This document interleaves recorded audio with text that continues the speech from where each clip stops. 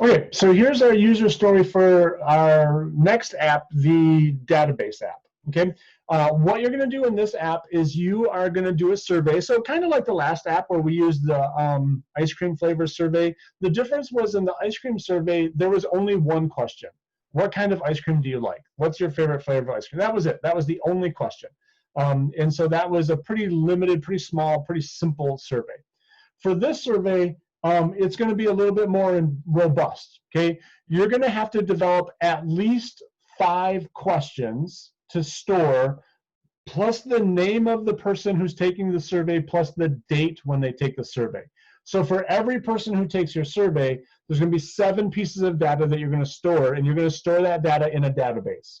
So you're going to store the name, the date, and their answers to at least 5 questions. All right, you can have more questions if you want to. You have to have at least 5. All right, so let's talk about exactly how this is going to work. First thing I want you to notice is that this is going to have 3 pages to it. So my first page is where they put in the date and their name. It also provides me an opportunity to delete all the data in my database. Okay, so I'm going to just do that one first so you can see what's that like. Delete all data in my database. It gives me a warning. Are you sure you want to do this? I hit yes, and it completely erases all the data. Okay. One thing you might have noticed if you're watching carefully, the background color changed. That's an extra credit feature that you can do, is every time you go to a new screen, change the background to a random color. Okay, so that's, you see that happening here. All right, now that's one feature on this screen, is delete all data in your database. Then this is a new kind of button. This is a button we haven't used before, the select date button. When I hit this button, it opens up a calendar. And so I can choose today's date and then hit OK. And I want you to build the functionality that once they use this button to pick a date, then the date gets printed on the screen up here. Okay, so I don't know if you saw, initially it doesn't have a date, 00002000, right? It doesn't have a date initially. But then once I picked a date, now that date appears. So that's one thing that it needs to do, or the second thing it needs to do. So delete data, put a date, and then the final thing is you need to have a place for the person who's taking the survey to write their name. So their name is Mike, right? When I hit begin survey, it's going to store the date and the name in the database. Now you might remember one of the issues with using multiple pages is there's not a good way to carry data from one page to another. Well, since these are going to be stored in the database, and the database is not part of the program, it's stored on the tablet, that means this data will be available on every single page. So when I hit go to the next page, notice the first thing that you'll notice is that their name and the date have been remembered. They appear on this page. Okay, so now it's going to take me through my 5 questions. So I hit the button, it opens up a list picker, right? We've seen these before.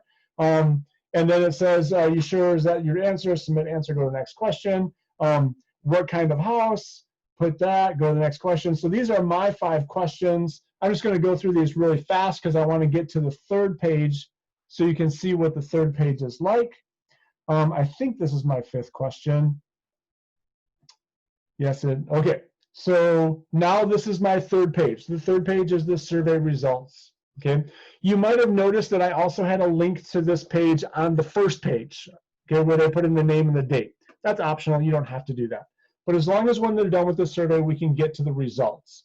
Now, you need to be able to at least display the individual's response. Now, there's some extra credit here where I've also got the ability to display the results of a question. That's extra credit. You don't have to do that.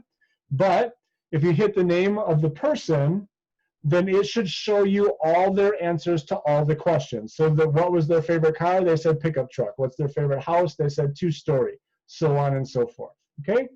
And then the back button takes me back to this page.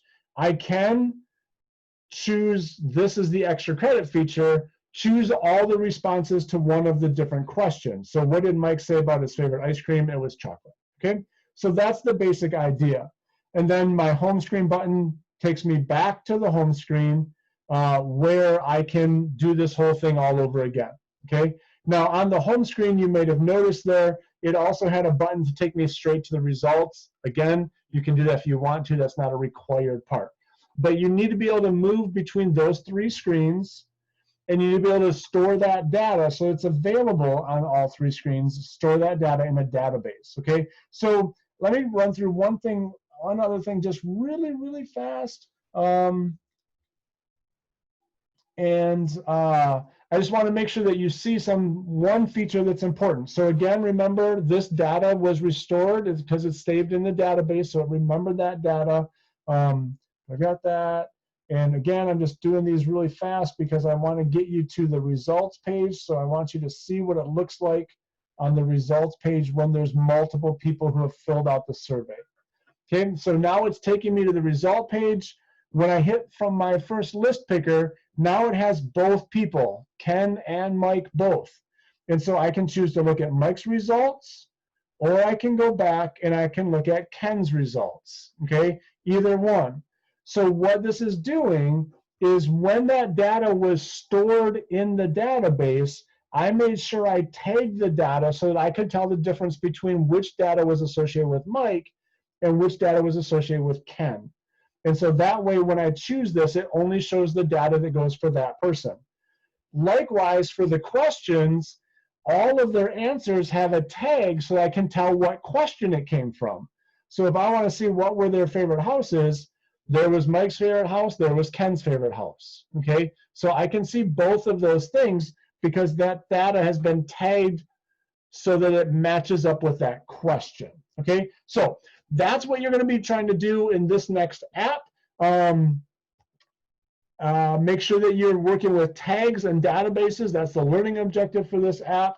And obviously, as you're going through this from page to page, you're going to have to work with databases because that's the only way to carry data over from one page to the next.